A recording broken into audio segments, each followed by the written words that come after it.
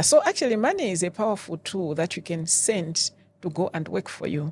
Yeah, if you have the information. So this is to say, literally every one of us, including the children that are in schools, are supposed to actually be undergoing financial literacy trainings. Actually, What about that? To be honest, my thinking is that if we started financial education from grade 1, Africa will change faster. Because we do have access to resources, access to opportunities, but because we don't know how to manage it, we end up misusing it. This is the reason why most people work after 20 years, 25 years, some people 30. Some people work even after 30 years, but every time when they're about to go into retirement, they're anxious. They're afraid. They think it's the end of the world. They think it's a punishment. They've been receiving a salary every month for 20 years. But if you ask now, what have you done to plan for your retirement? They don't know.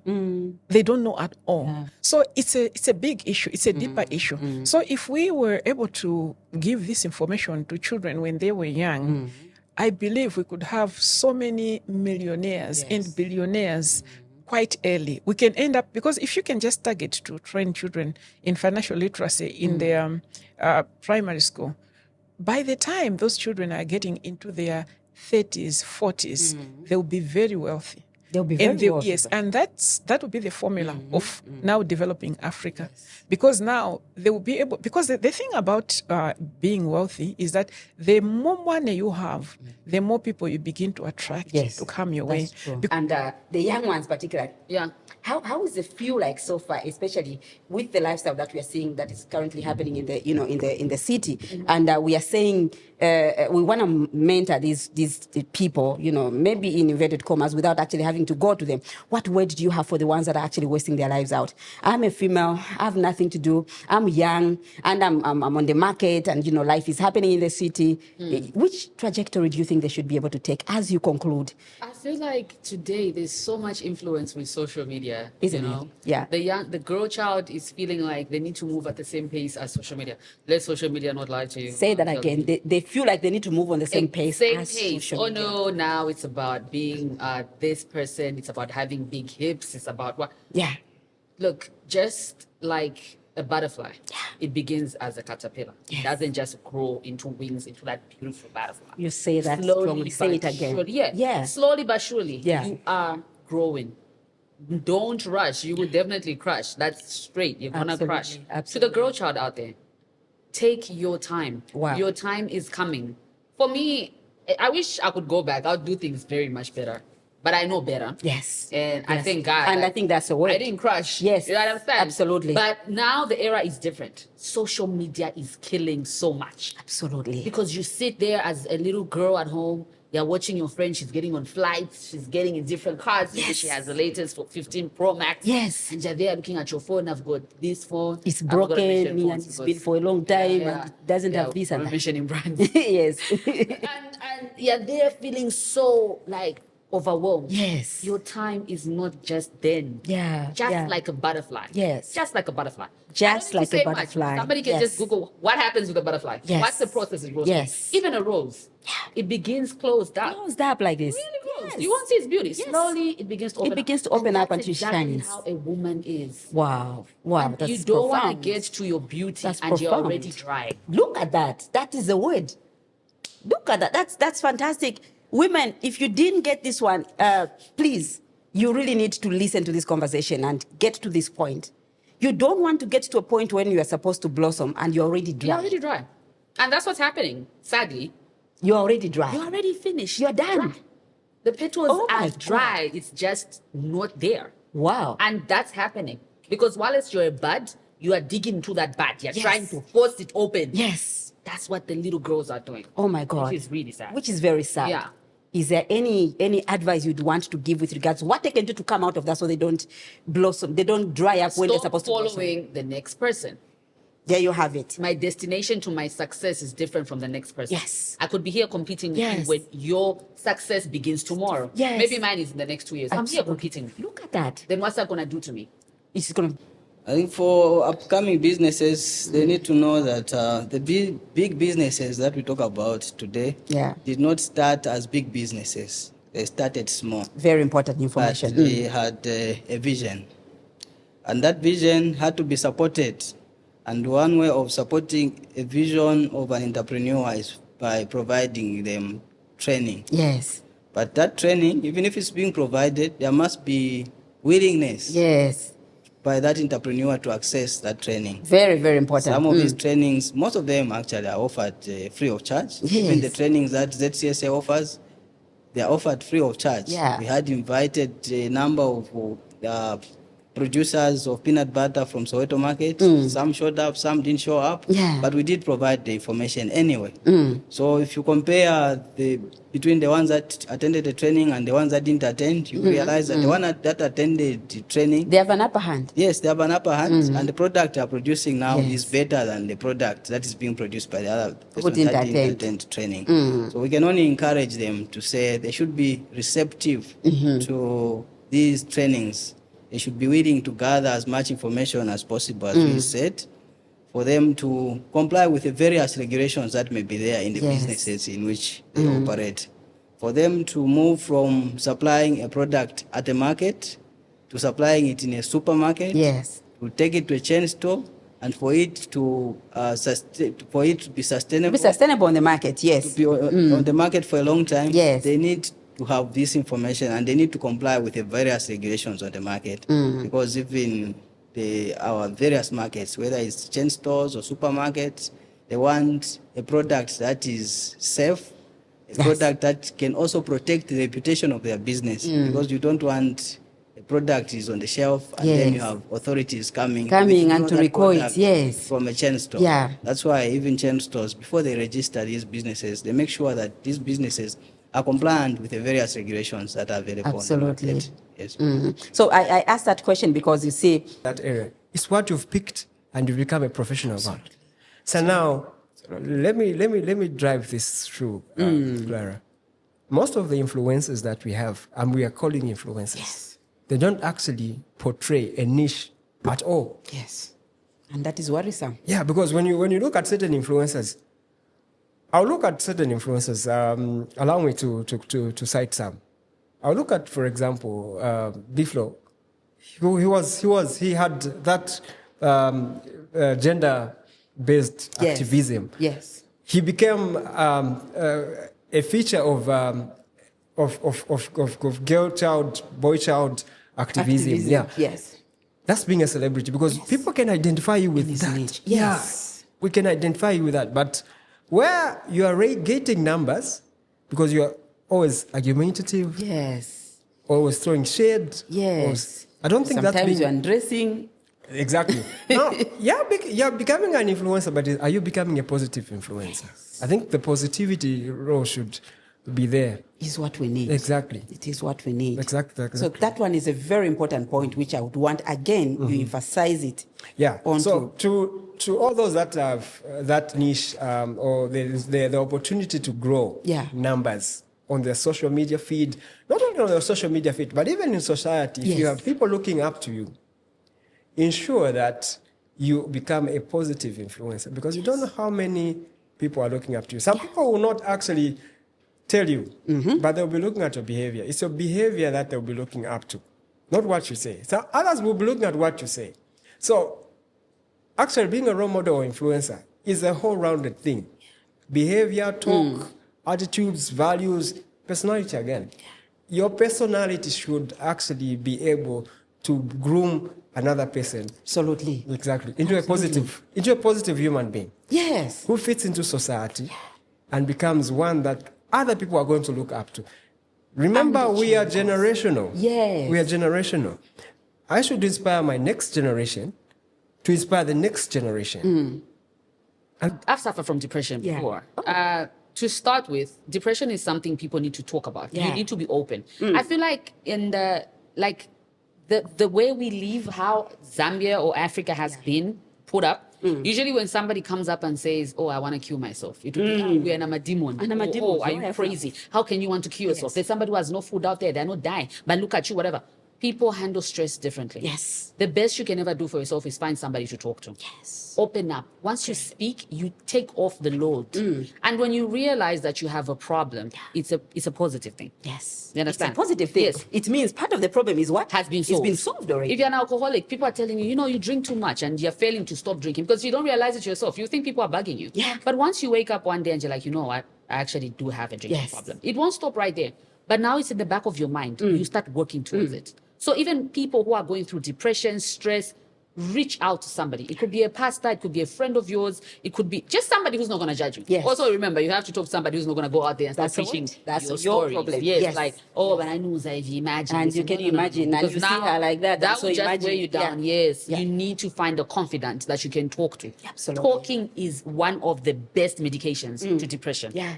It really helps. Open up. Absolutely. That's the word I can say, open up. For me, I have my ways that I deal with it. Talking to God really helps me. Yes. I have my husband, I have my daughter. She gives me so much joy. Yes. You need to find those things. Music. I love being in the car. If you see me driving, it's like a club. You can say that again. They'll be like, this girl, I really don't care. Okay. It's my medication. I have my alkaline water. I have my work. Yes. When I go to Umoyo, it's like, I'm in a whole dream space. Like I'm living my dream. Yes. Even when I'm doing those lives, I'm giving away products. I'm just so happy. You're I'm like, happy because you know what they do.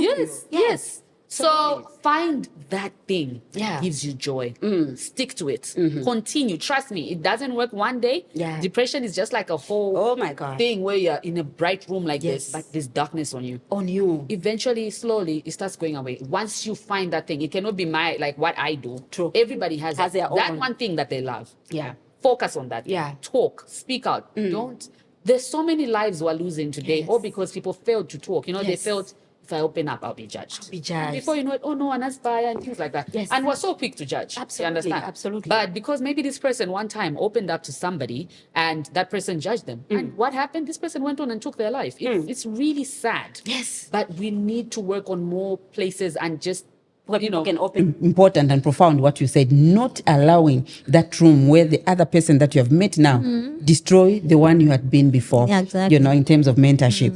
This is very important. Why? Because as we speak about Women Arise Network, Women Arise in Purpose Network, we're also speaking about the people that have been mentoring. Exactly. And the ones that are going to be listening to this podcast are people that may actually want to be mentored by you. Exactly. Because they are perhaps already being mentored by other people. Exactly. So it's important to note that while you are being, trying to grow in your career and in your space, you do not trash where you're coming from in terms of mentorship, because everybody came, I think, to complement you. Exactly. Absolutely. So that's very important. I think this is usually a challenge in the believer circle. It's also a challenge in the corporate world. That's right. You find, no, that boss was not even teaching you. You don't know anything. Forget about what he taught you. Now we are starting from here.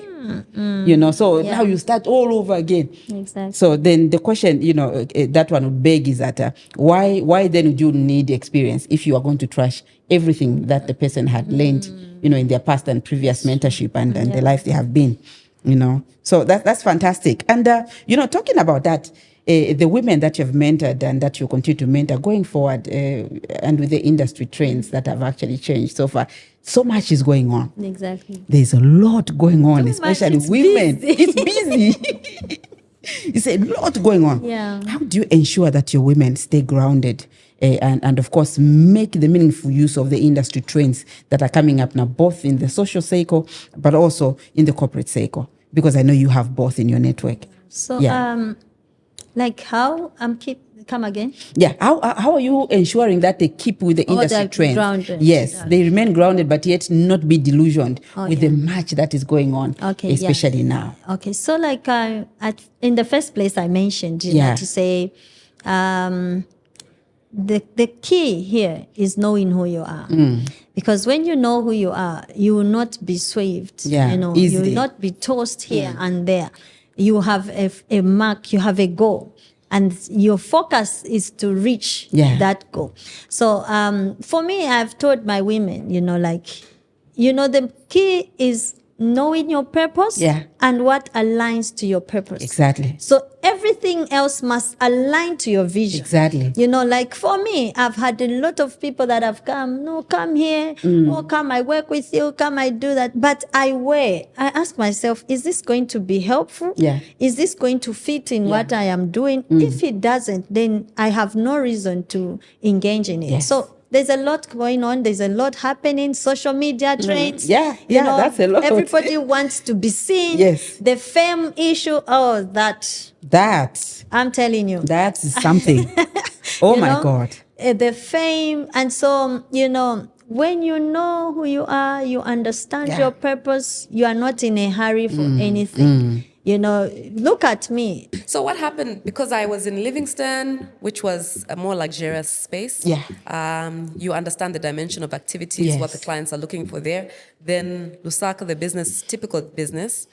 Ndola had, it was interesting, it was business, but there was an element of luxury. Yes. So we had quite a few people from Congo coming down to have holidays. Yes. Pretty much. Exactly. So what being around in those different towns did for me is understand the different dimensions. Yes. So working in Ndola was helpful for me working in Ndola with that experience. Yes. Because I could tell when I would see certain families, you could tell these ones have come for luxury. Yes. So here, we're not going to treat them like business people. Yes. Although we are in a business hotel, yes, we can treat them, give them that luxurious touch. That's very important to note. And I think a lot of people that are aspiring to improve their services in their already existing hotels, lodges, and so to speak, they can learn, pick a leaf from there.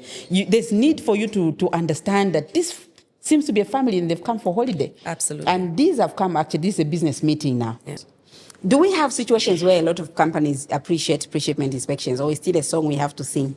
Because I know the importance of pre-shipment inspection because of my background. I'm a quality management system specialist. I've been on the field for some time.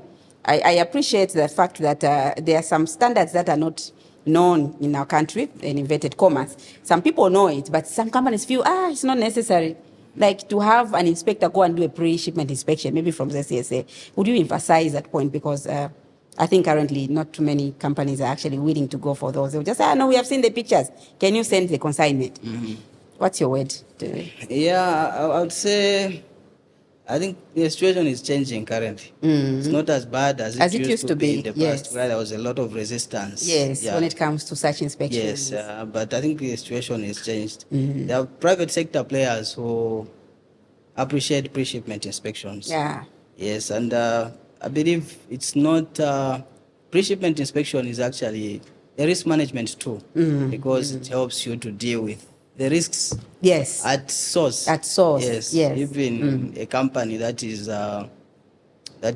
importing something. Yes. It may not be a regulation as required, but some companies do require that these products are inspected at source before they are sent as part of the procurement process. They require that these are inspected before they are sent. And I think it's a song that we need to continue singing, you and I, Clara, because you have seen the benefits of these inspections. Because at the end of the day, if it's pre-inspected, then a risk has been dealt with at the point of inspection. Yes. And chances are that somebody is not going to lose money.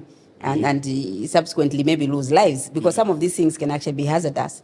You may bring them in good faith and you think it's going to be good business. You're looking at profit, but you need to look at the lifespan, and the ultimate, outlook of what you're bringing in. And so I like the fact that you have mentioned how does Ms. Muntanga become the CEO, the exciting journey of you becoming the CEO of ZAM.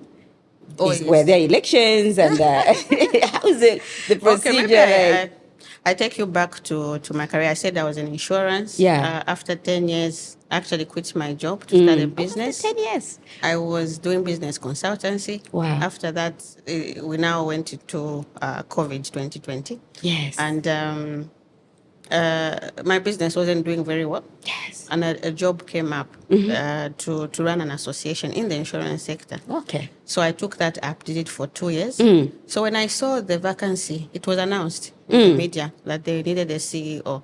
it kind of scared me because I was like a small association now moving to a bigger, one. Yes, louder. It's big. Yes, I love the fact it's louder. Yes, louder. Yeah, of course. Yeah, so I put in an application and was interviewed by the board, SZAM, its governance structure. Oh, okay. Such that there are members, the board, and then the secretariat. Yes, the secretariat. Yeah, so I was interviewed and I got the job. I think I was rather convincing. Congratulations, you're rather convincing. Yes. It was befitting. You have been in the private sector for a long time. You have attempted business for yourself also for some time before actually the ZAM opportunity came in, and you were available. It's about service, isn't it? Yes, It's about service. I love that, Ms. Muntanga. Yes.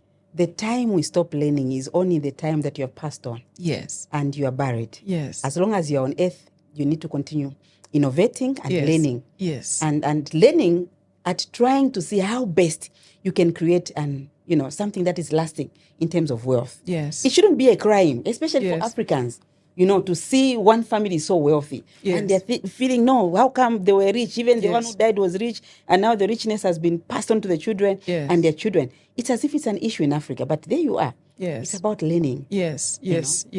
And actually, as I said at the beginning, it's biblical. Yes. There has to be passing on of generational wealth if you want to be seen as a good man, according to that advice in the book of Proverbs.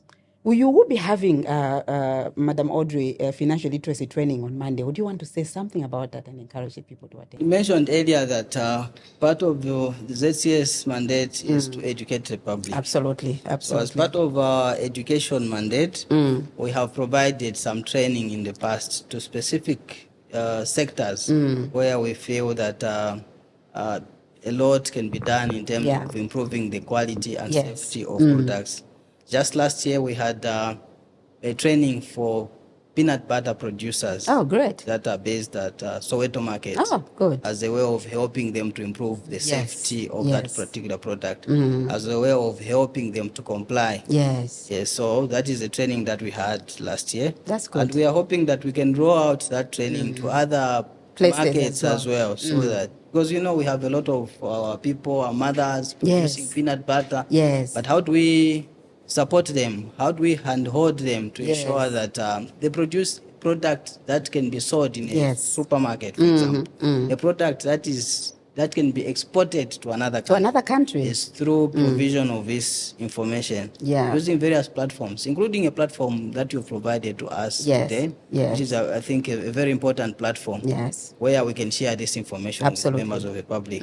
So as ZCSA, we will continue engaging the various stakeholder associations to see how best we can provide this information to potential producers, even the current producers, just for us to help them grow. In the past, we have partnered with other institutions, including the Zambia Development Agency, in providing this information to producers for them to be supported. Because if they don't have this information, they cannot grow. That's very true. Yes, so that's why we take advantage of every opportunity. ZDA has invited us on several occasions for us to provide training to SMEs on how best they can produce their product so that their product is safe. And that is how their businesses can be sustainable. Absolutely. Because product safety is very key in protecting, in promoting product competitiveness, and also in ensuring that a business is sustainable. It's sustainable. Because once you produce a product that is unsafe, and then people out there will know your business as a business that produces unsafe products. True. And that pushes you out of business. That will be the end of the business. So that's why we always promote product safety, so that promotes the reputation of the business and eventually sustainability of that particular business. Absolutely. That's fantastic. It is. It's a difficult thing to teach staff members discretion. Sometimes it's not because it's their fault. Sometimes it's because we don't totally empower them. Oh, yeah. Absolutely. That's the point. Yeah. But it is hard to empower staff members. With discretion. Yes. Because you're never sure that they will make the right decision. I get you. So with things like that, probably that's where you find a staff member saying, this is the policy and it's not moving. Yes. Because now the manager has tried so many times, do it in this way, do it, and it's not really working. Yes. Then they just say, don't change anything. Change it. This is what the standard. is. But now the client then the seems client to suffer the consequences of something that, So I think it's a learning process, that one. To teach them discretion is a learning process. It's something that they learn as they go within the industry. But also to allow, if you're an open person and you allow people to come to you and ask. Because I've noticed through the years, you find people, a staff member will come to you once, you teach them. Second time, third time, the manager's like, hey, last time I told you how to do this. You're coming back, what's wrong? What's wrong with you? So that is so profound. Because you see, I'm trying to imagine, to try and see the people now that were discouraging you. How have you inspired them? Because this is a guy who was saying, Vile Kechabi, I mean, these guys, they're not even picking you. The other time, the other time it was this. So why is some of them, they come back to me and tell me, but discipline, Yabuin.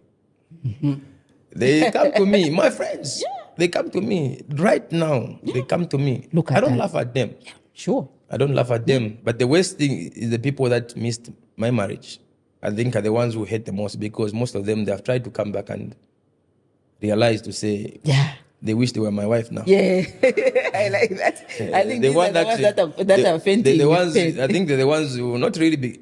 I'm sure they're looking to the aspect of money, you know, and maybe what has happened in my career. But the aspect of why I'm saying they missed out is because they never believed in me. Yeah, you know, and what they believed in, what I could give them then, you know, and they didn't believe. They didn't believe in my life. They didn't believe. They just believed, what can this man give to me, as in terms of, yes, as immediate, yes, you know. For me, I believe many people look to marriage maybe because of how a man supports a woman. Yeah. But me, I think it goes beyond that. Beyond that. Yeah, because me, it's beyond. Definitely so beyond. When I gave them the promises and everything, they said, this one is just dreaming. He's just dreaming. About the team is going to buy me a house, what. Yes, I know. But today, you see my wife now, they're saying, yes, you promised me this, but it's too late. It's too late. You are now not the one. Yes. God brought the right one. Absolutely. Family of 3. Yeah. 3 kids, happily married. Fantastic. Thank you. So the impact of what we are facing now did not start yesterday or the other day.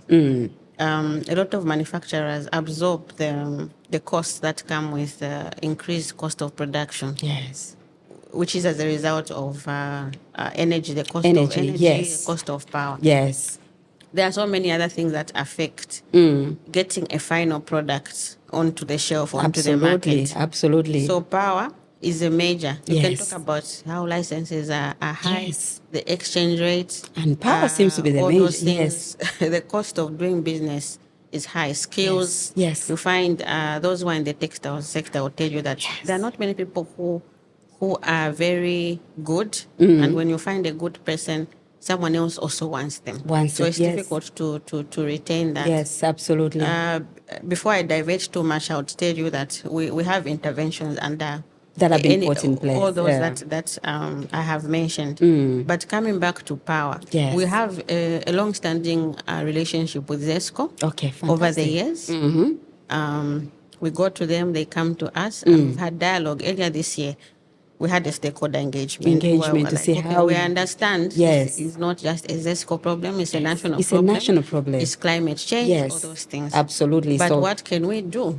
And how can our manufacturers help? Yes. At that forum, we also learned, it was good for us as Secretariat to learn that there were manufacturers who were like, if you can give me unlimited power for 3 days and switch me off for the next 3 days, I'll be happy with that. So that I can plan and say my workers will work in shifts. Yes, in shifts. Knowing that we will not have power on Thursday and Friday and Saturday. Yeah, and they can take off maybe from we share these ideas with ZESCO, but it's the implementation, I think, which now they need to get back to us. Has that ever worked with one of the clients so far that we hear such an engagement and come to see it to fruition? It has been practiced. Since we are still discussing, I only know of one, I think they are in mine in Southern Province that have that as an example. That's a good idea. Yes. But then others will say, I'm willing to pay more for electricity. There's what ZESCO is calling emergency power.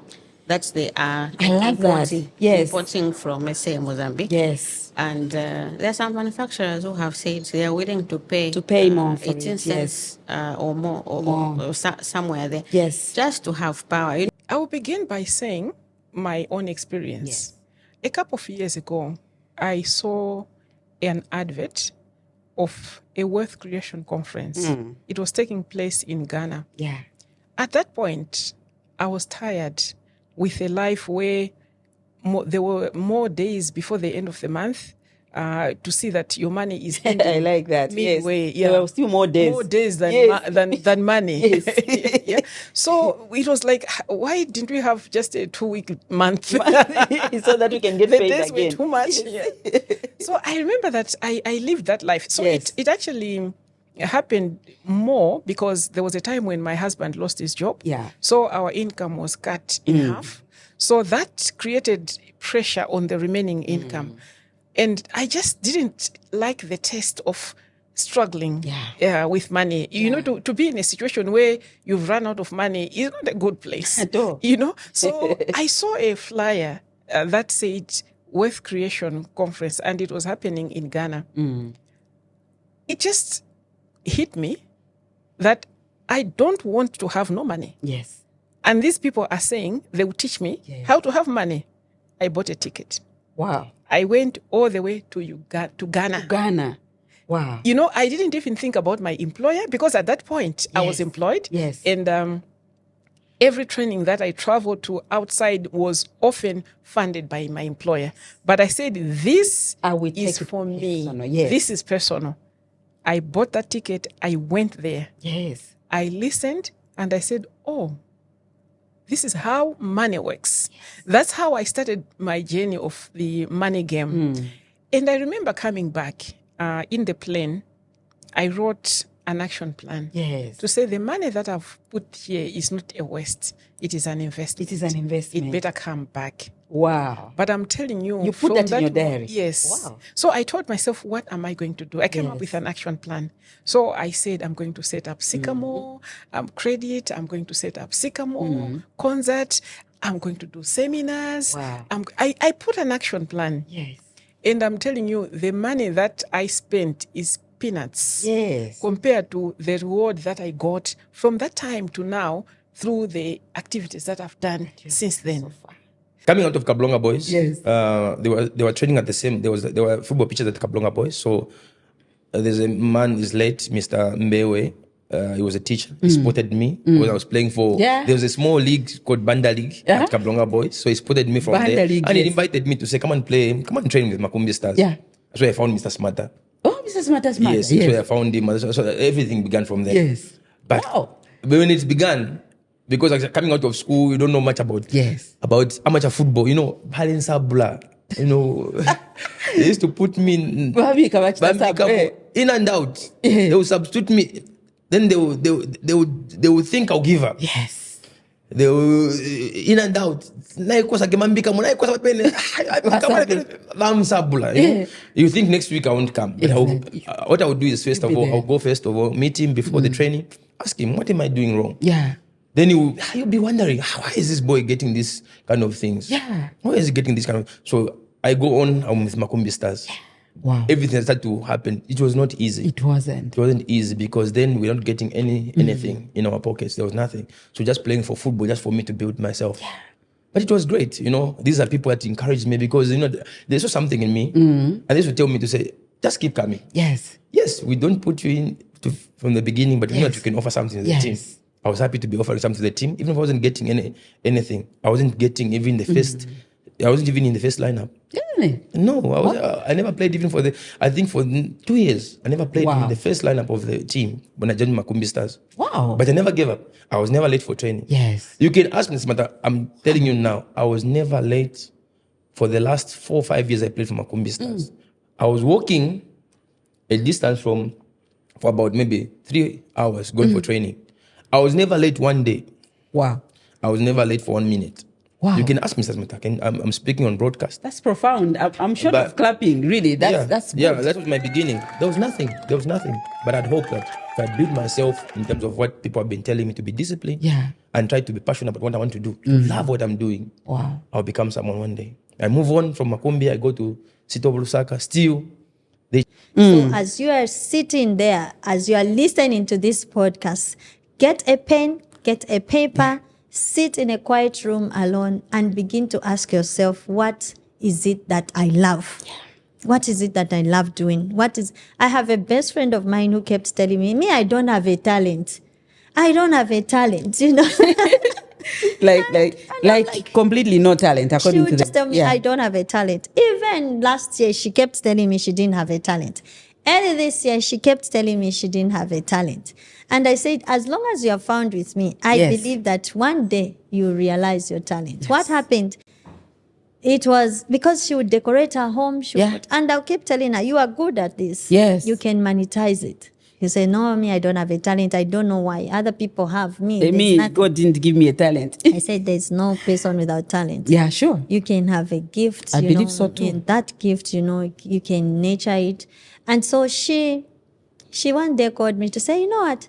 They are looking for a decorator at so and so. I said, I can do it.